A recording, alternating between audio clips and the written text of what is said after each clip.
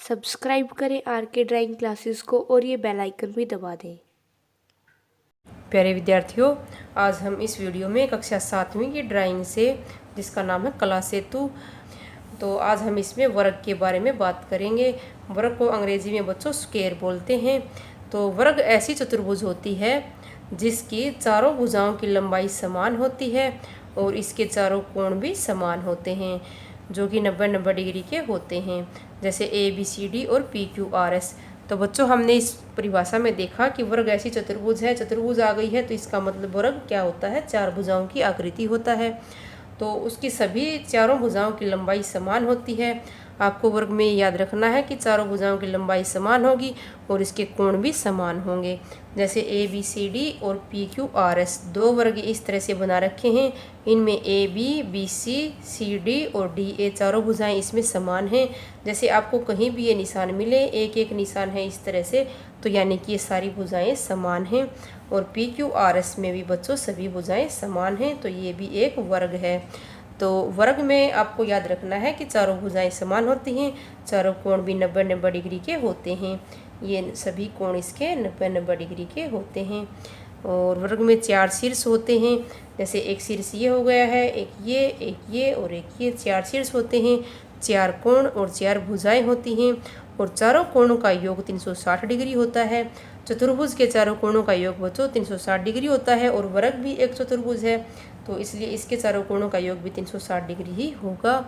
तो अब हम देखते हैं कि वर्ग के विकर्ण के बारे में, क्योंकि जब आप सवाल बनाएंगे तो आपको वर्ग के विकर्ण काफ़ी सवालों में मिलेंगे। और ये आपके गणित में भी जो सवाल आते हैं आपके, उनके अंदर भी ये आता है कि एक वर्ग बनाइए कि उसके अंदर एक भुजा और एक विकर्ण दिया हुआ है, इसलिए आपको वर्ग के विकर्ण के बारे में जानना भी आवश्यक है। तो वर्ग के दोनों विकर्णों की लंबाई बराबर होती है।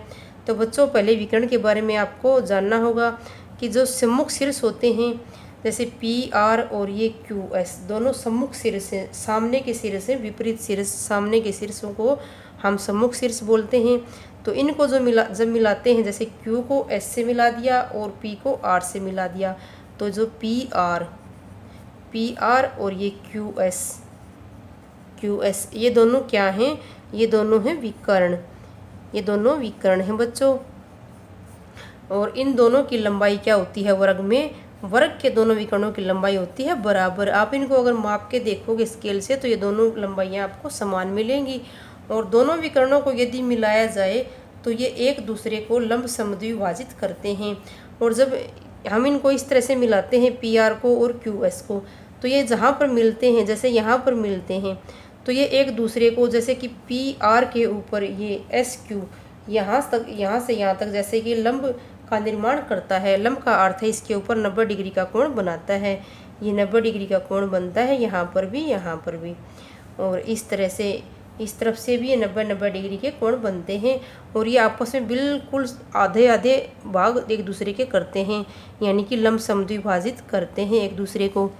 तो बच्चों, आज हमने इस वीडियो में वर्ग और वर्ग की परिभाषा और वर्ग के विकर्णों के बारे में चर्चा की। तो अगली वीडियो में हम किसी और टॉपिक पर बात करेंगे। तो अगर आपको ये परिभाषाएं अच्छे से समझ में आ गई हों तो आप वीडियो को लाइक ज़रूर करें और चैनल को भी सब्सक्राइब कर लें। और इसी चैनल पर मैंने 6ठी से 8वीं गणित के भी वीडियोज़ बनाए हैं, आप चाहें तो उनको भी देख सकते हैं। थैंक यू बच्चों।